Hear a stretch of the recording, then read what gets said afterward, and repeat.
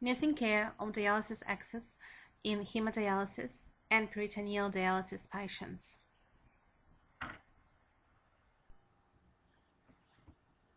Nursing care of dialysis access. Chronic kidney disease and end-stage renal failure, increasing health problem in Australia and throughout the world. 2.3 million of adults in Australia have at least one manifestation of chronic kidney disease, and 6 million have one major risk factor. If chronic kidney disease results in renal failure, a renal replacement therapy is thought. Renal replacement therapy includes hemodialysis, peritoneal dialysis, and kidney transplant. Patients undergoing dialysis are placed in a variety of medical surgical wards and aged care facilities. Looking after these patients, and particularly after their dialysis access, is a nursing duty of care. This video will provide a brief insight into different dialysis access and summarize the main points of looking after dialysis access for hemodialysis and peritoneal dialysis patients. Hence, this video may be useful for a variety of medical surgical nurses and nursing students when they are looking after the patient who has renal replacement therapy by dialysis. Hemodialysis is the removal of waste products and fluid from the blood when the kidneys are in a state of renal failure. It can be performed as an inpatient, outpatient, or at home. Vascular access needs to be created for hemodialysis. There are three main types of vascular access: arteriovenous fistula, arteriovenous graft, and central venous catheter, CVC, which could be tunneled or non-tunneled. AV fistula surgically joins an artery and vein together. At the wrist, it joins the radial artery to the cephalic vein, and at the elbow, brachial artery to cephalic vein, as you can see here on this picture. The positives of fistula is the fact that they have good blood flow rate, they have least risk of forming clots or infection, low rates of so-called Still syndrome. They last longer than other vascular accesses, and they tolerate low systolic blood pressure of less than 100, which is a frequent complication during dialysis. Hence, fistulas are access of choice, preferred over graft or CVC.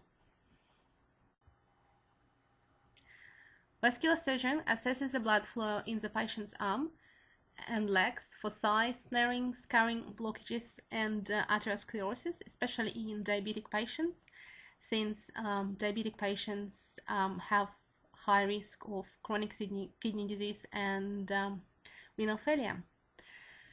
It also assesses skin for infection that could influence placement of AV fistula and graft. Usually less dominant arm is used if the blood supply is adequate in that arm.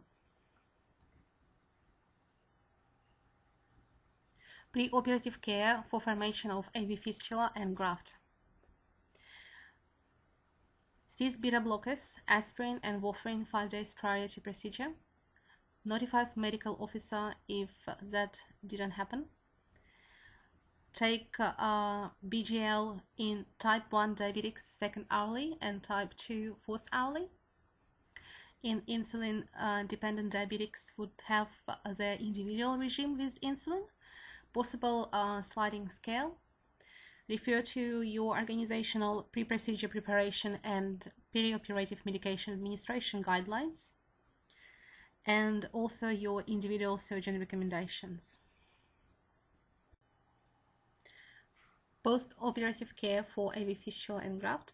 Use formation of AV fistula clinical pathway and revision of AV fistula graft and care guide. Take general OPS hourly for first 4 hours and then fourth hourly in next 24 hours. Fistula observations should be taken hourly for the first 24 hours. For the next 24 hours, they should be taken fourth hourly. They should be recorded on GMR 90 for New South Wales Health. Notify medical officer if sterile and bruit not present, as early intervention saves access. The limb with access should be elevated on pillows and kept warm with covers. Dressing should be intact for 5 days if it's dry. It has to be changed on the 5th and 10th days post-op. If dressing compromises circulation or if there is any hemorrhage, the dressing should be removed. A medical officer should be contacted, and renal CNC should be called as well. Sutures from fistula or graft removed day 10 post-op by renal CNC. After healing, on any medical surgical admission, for the patient who has fistula and graft, you should care the following way. Patient ID band on admission is applied to non-fistula or graft limb. It restricts blood flow to the graft fistula and causes clotting. Previously, non-fistula graft limb had green armband on admission. Green was for go, not anymore, according to New South Wales Health. The RN is responsible for identifying if the patient has fistula before attempting BP monitoring. This is done by reading patient notes, history, visual examination of arm for blood pressure monitoring, questions to the patient if he is able to answer. The limb with fistula is never used for blood pressure monitoring, venipuncture, cannulation, and compression bandaging. Observations are done 3 times a day. We look for swelling, capillary return, infection, and bleeding. We feel thrill, which is a buzzing at the anastomosis, where vein and artery are joined, and we listen for bruit with stethoscope over anastomosis for whooshing sound. We record our observations in arteriovenous fistula chart GMR 90 and patient notes. It is extremely important as for renal patients their access is their lifeline. Here you can see a demonstration of anastomosis where fistula is formed, where artery is connected to vein. The anastomosis is never cannulated as it weakens this joint and creates a risk for aneurysm and bleed. So we palpate for the thrill over the anastomosis and we listen with stethoscope for bruit over anastomosis. If bruit is inaudible, we should contact medical officer immediately. After dialysis, RN should assess for bleeding from puncture sites and apply pressure directly to the site for 10 minutes. If it is still bleeding, immediately contact medical officer, as the blood loss is life-threatening due to the size of the puncture sites. Assess for hypertension, which is a frequent complication after dialysis due to removing too much fluid. Consider rapid response. Lower patient head, elevate feet. Take other vital signs and contact medical officer.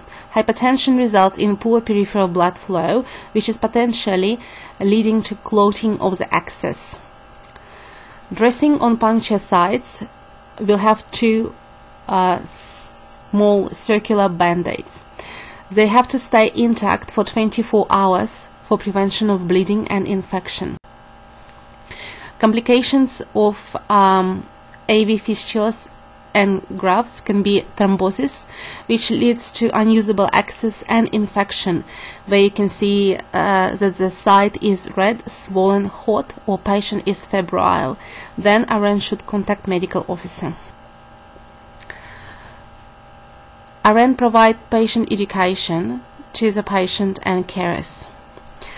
Teach how to feel and listen for thrill and bruit. They should check it for minimum 4 times a day. Keep dressing dry until healed and then wash daily in shower with warm running water. Take aspirin and warfarin as prescribed. Avoid dehydration during illness, hot weather or exercise.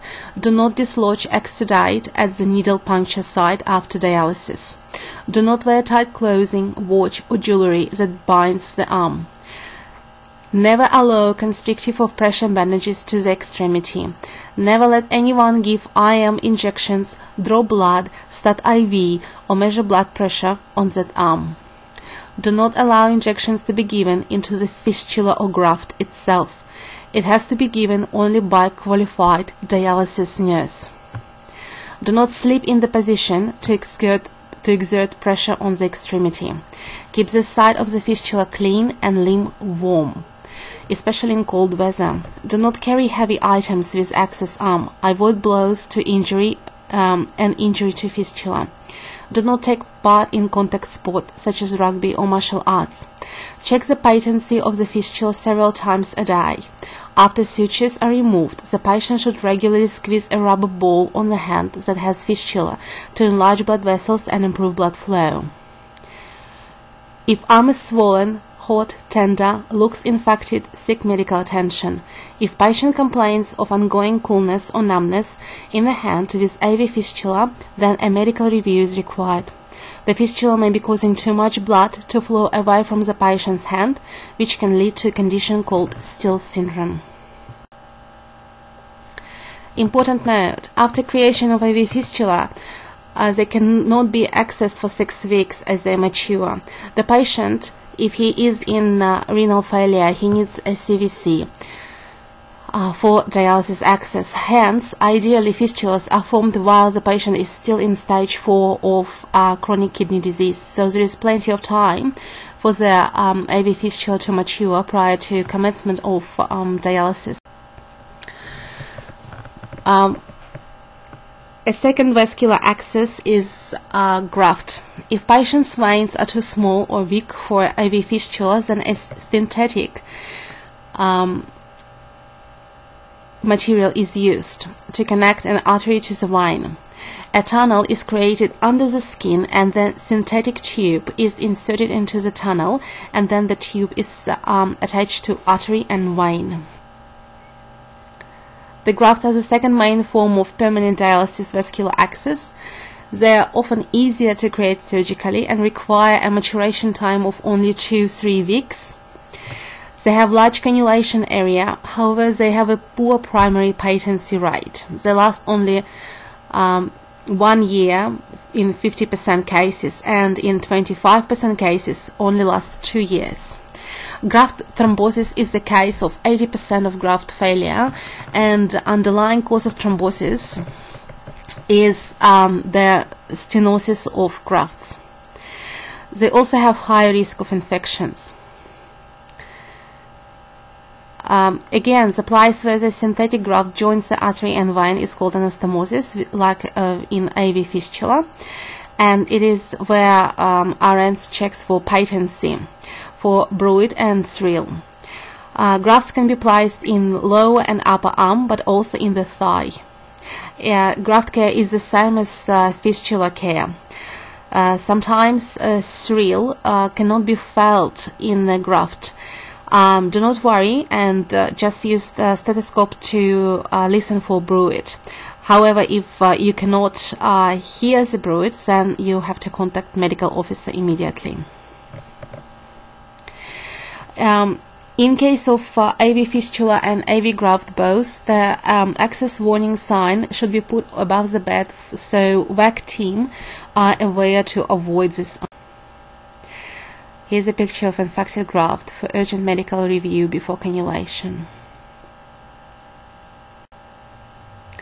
Central venous access for hemodialysis can be non-tunneled, such as VASCAS.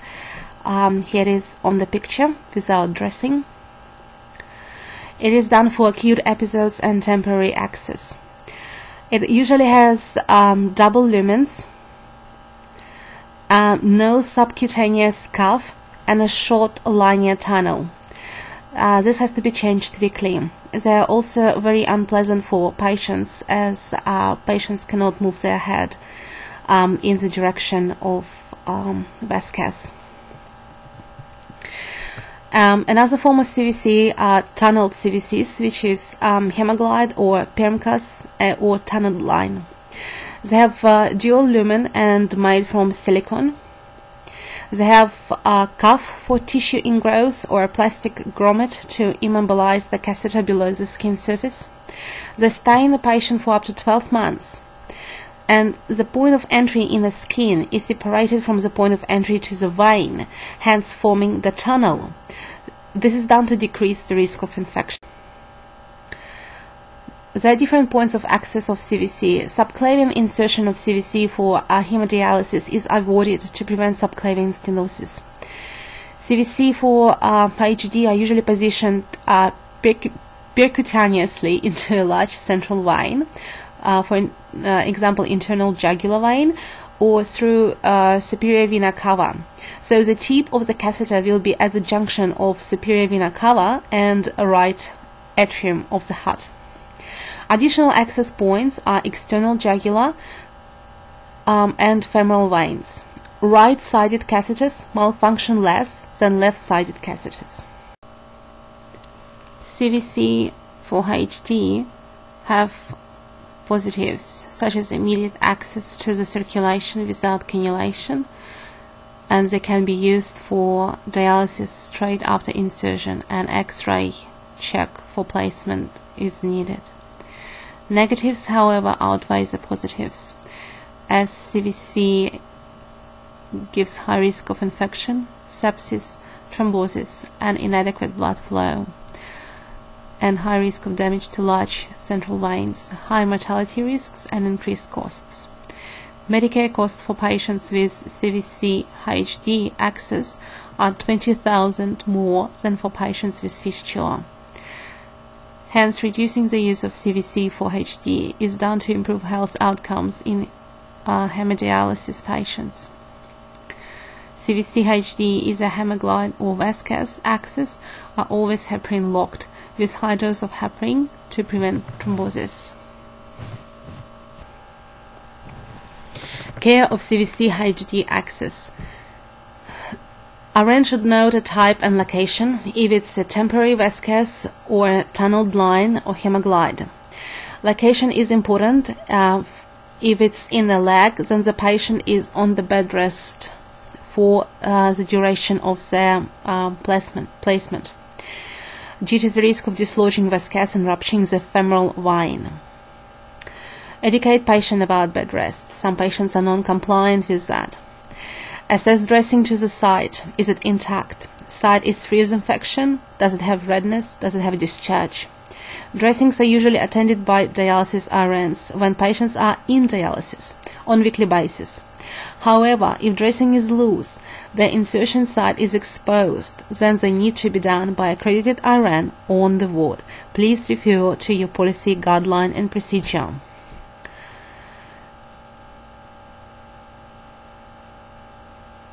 CVC HDs are always heparin locked with high dose of heparin to prevent thrombosis. They should not be accessed for anything else except for dialysis without direct medical orders and consultation with dialysis CNC, as they are patient lifelines. They get easily blocked by chemo, TPN, and meds. Unblocking is extremely expensive and sometimes unsuccessful, which results in life-threatening delays of dialysis and emergency placement of new CVC access to dialyze the patient. This is connected to time delays and constraints, as patient has to be placed on emergency list for operating theatre, and then CVC has to be checked before commencement of dialysis. CVC for dialysis can only be accessed by accredited staff. Educate your patient not to wet the dressing on Vasquez or hemoglide. Patients with Vasquez cannot have showers on discharge. They have bath or sponge washes. With hemoglide, showers allowed after 2 or 3 weeks. General care of patient pre-HD with fistula, graft, or CVC. RN have to think about their medications, food, and vital signs. They have to be checked if they have correct hospital ID and allergy if required ban in situ. If the patient has AV fistula or graft, is it patent? Did you take the bruit and thrill? This, if not, you contact the medical team and dialysis staff immediately. You take patient vital signs and their GMR if they're diabetic and weight. You do that before dialysis, as they are within the flag limits of altered criteria. Patients should eat breakfast before dialysis. If they're diabetic, they need to eat breakfast and have their insulin. Most patients get morning tea on dialysis, but some patients are at high risk of hypertension when eating on dialysis, especially in the last hour of treatment. Therefore, it is preferable for patients to eat before or after treatment. If the patient is on phosphate binder, then they should be given with breakfast. All medications should be given prior to dialysis, except for antihypertensive, because patients more at risk of hypotensive episodes, making fluid removal difficult. Vitamins such as vitamin C, vitamin B, folic acid, calcitriol, and vitamin D. Supplements, they should not be given before dialysis. They should be given only post-dialysis, as they will be removed during dialysis process, and IV and oral antibiotics for the above reason as well. If the patient will be dialyzed in their bed, if they are unwell, decreased mobility, they can transfer to dialysis in a wheelchair. Liaise with dialysis staff so they are aware and correct arrangements can be made. Once the patient is ready for transfer, log in as a patient transfer into CARPS system as priority red or high. When transferring a patient to dialysis, be prepared to hand over to staff the reasons they are admitted to hospital and their current condition. This can affect how the patient is dialyzed and how much fluid is removed. If the patient needs post-dialysis antibiotics or 12 o'clock medication, then take it with the patient and include it in the handover. Peritoneal dialysis. Peritoneal dialysis, or PD, uses a peritoneum in the abdomen as a membrane for dialysis exchange to remove excess fluid and waste products. A dextrose-containing solution infused into the patient peritoneal cavity via a Tenchkov catheter. Here's a Tenchkov catheter going inside the peritoneal cavity. It is connected to extension set or mini line, and then it's connected to the back, which has dextrose. The solution dwells for 2 or 4 hours, and then it's drained out through the same catheter into a drainage bag. Here's the dialysate bag going into the patient. It's dwelling for 2 or 4 hours inside, and then it's getting out. It's drained out into this bag. There are 2 types of PD, and both of them use the same catheter. First is continuous ambulatory peritoneal dialysis, or CAPD. It is performed by accredited RN for inpatients. By accredited RN, I mean medical surgical RN who is accredited in the skill, or patients at home manually exchanges bags at 4-6 hours interval according to patient prescription. This prescription should be on the CAPD chart. Or automated peritoneal dialysis, or APD, which is done with a cycler machine. It is performing the exchange during night. The required amount of exchanges are pre-programmed into the machine and performed automatically. This is done by accredited medical surgical RN or patients themselves when they are at home. Peritoneal dialysis catheters. They are flexible tubes with multiple ports. In the distal segment that sits within abdomen, the catheter's mid portion is implanted within the wall of abdomen by 1 or 2 cuffs. The superficial cuff is placed subcutaneously approximately 2 cm from the catheter exit side from the abdominal wall.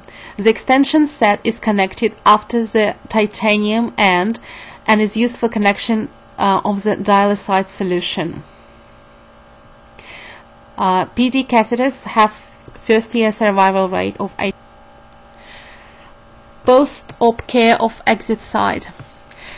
It is within the scope of practice of peritoneal dialysis CNS or accredited med-surgical RN if a peritoneal dialysis RN is unavailable. Hence, this information is useful for all med-surgical RNs and nursing students. Dressing change has to be done on 7th and 14th days post-op. If accidentally wet or excessive drainage, it has to be done earlier. Dressing to remain intact to decrease manipulation of the catheter, reducing the risk of trauma to the exit site and introduction of bacteria. It has to be only removed in excessive drainage at the exit site or if it's wet. And non-irritating solution such as normal saline has to be used to clean exit wound, as it is not harmful to the granulating tissue. The catheter must be immobilized with adhesive dressing to prevent trauma and tension to the exit side. Aseptic technique with face mask, gloves and sterile supplies must be used to prevent contamination. Refer to your organizational procedure guidelines. Inspect wound for any signs of infection, redness, swelling, tenderness or discharge. Score exit site as per peritoneal dialysis catheter exit site care chart. If infection suspected, contact medical officer. Medical officer must order a swab of the exit site and nursing staff to collect and send pathology for microculture and sensitivity. Using sterile scissors, cut a slit in the foam dressing from edge to middle, creating a split dressing. Clean around the catheter exit site with normal saline, with circular motion starting from the inside and work out. Gently remove debris, however, do not remove scabs. Dry around the exit site with sterile gauze and do not pull the catheter. Place sterile foam dressing around catheter exit site as specified by manufacturer. Make sure that you put the correct side down. Secure catheter with anchor tape 4 cm away from exit side to ensure catheter remains in correct alignment without any tension on exit side. Cover foam dressing completely with transparent dressing. If needed, attend laparotomy wound and record dressing change and exit site score in patient's records. For inpatients, the dressing should be checked daily and findings documented. RN should educate patient and carers about certain points. There is no showering on or busing for 2 weeks or until the exit site is healed. Keep dressing intact and catheter immobilized at all times. Inform patients to avoid activities that increase intra-abdominal pressure, such as heavy lifting, for 6 weeks. Teach patients to prevent constipation or straining with the use of aperients. In case of excessive drainage, pain, tenderness or trauma to abdomen, contact hospital immediately. Arrange appointments for your patients for follow-up dressings. When healed, your exit site care should be as follows. You assess exit site on admission and daily while they are an inpatient using Twardowski classification system. It's on the back of CAPD exit site care chart. In case of redness, inflammation and discharge, you perform a swab of the exit site and organize medical review urgently. You use topical Bactroban as prescribed by MO and possibly oral antibiotics. Peritoneal catheter's access is a patient's lifeline, like all dialysis accesses, and RN looking after it needs to remember that and the fact that if adequate care of exit site isn't taken, it can result in peritonitis. If contamination of the PD catheter occurring during exchange and then a line change needs to be performed immediately, and prophylactic antibiotic cover commenced. Exit site care complications could be peritonitis. Assess the clarity of peritoneal effluent by placing a newspaper underneath it and seeing if you can still read it and through the fluid.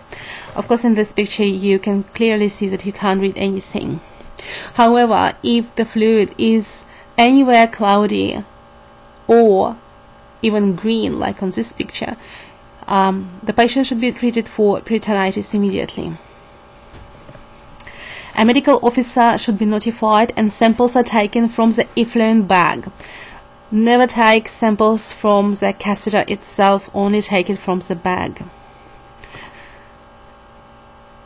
If there is a fibrin, which you can see from long white strings in the bag, then a medical officer needs to be contacted and heparin needs to be applied to the new PD fluid bag to prevent blockage of the PD catheter according to New South Wales Health Protocol.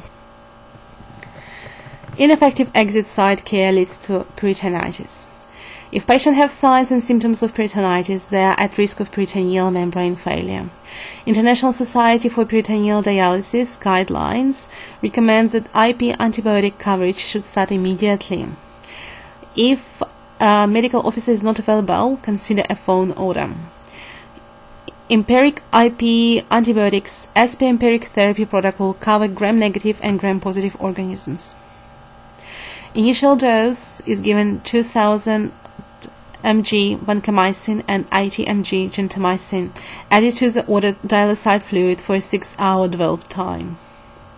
All subsequent dosing of vancomycin administers 30 mg per kilogram body weight up to a maximum of 2 grams.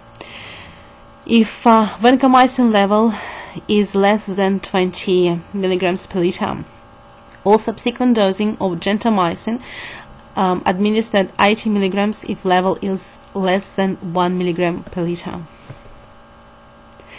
Ineffective exit site care, peritonitis. You have to act fast. Treatment with antibiotics for peritonitis must be given into intraperitoneal bag. They cannot be given via IV route. Each IP antibiotic SP empiric therapy must be prepared separately. They are then loaded individually into the same dialysate fluid bag. IP medication orders must be documented not in medication chart but also in peritoneal dialysis fluid balance and national inpatient medication chart. When treating the patient with IP vancomycin and gentamicin, monitor of serum levels regularly.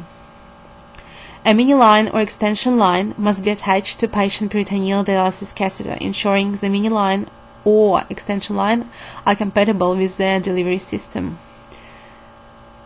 If the peritonitis is caused by definitive exposure at the catheter end, then a mini line change must be performed. Patients who return a negative culture should have a repeat specimen collected in 3 days following the initial specimen collection. Sometimes change of extension set of Tankoff catheter is needed. All PD patients have an extension set, either Baxter or Fresenius, connected to the Tankoff catheter before initiation of peritoneal dialysis. All techniques are done via the extension set and never through the Tankoff directly. This extension set has to be changed every 6 months or when accidental contamination, even through the hole or a split in the extension set. In case of contamination, if the extension set perform a change of extension as soon as possible and administer empiric antibiotics. For that, medical officer has to be notified to prescribe intraperitoneal antibiotics as per empiric therapy outlined in peritonitis procedure. The scope of practice for change of extension set, it's for any accredited in the technique med surgical RN. Here are some pictures. So here is a PD catheter or Tankoff catheter. This end goes to the patient and is in the abdominal cavity, and this end usually has titanium connection and is connected to a mini line or exchange set. Here's a mini line or exchange set. At this end, it's connected to exchange solution bag. When performing the line change, the clamp should be connected to tank-off catheter. It is applied between the patient exit side and the tank-off connection to prevent air entry and fluid leakage during attachment of change of extension set. Here's a new extension set from Baxter, and here's the new extension set from Fresenius.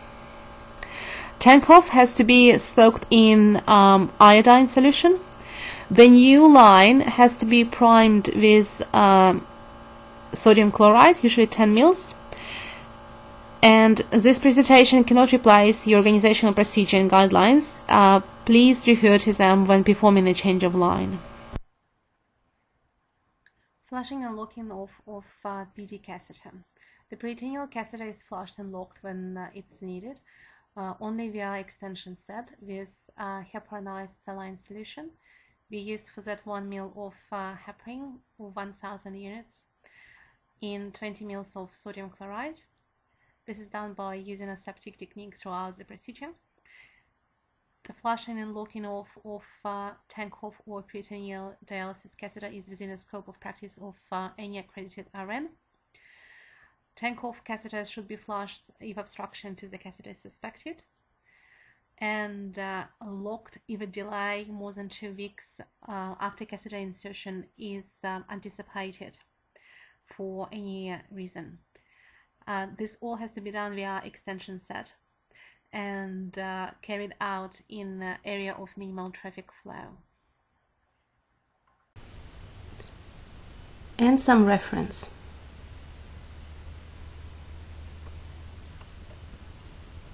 Some more reference.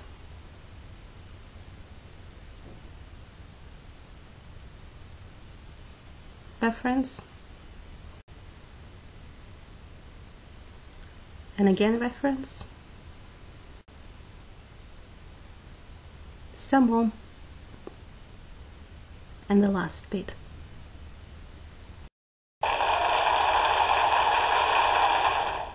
Thank you for your attention. Leave your feedback below. Bye.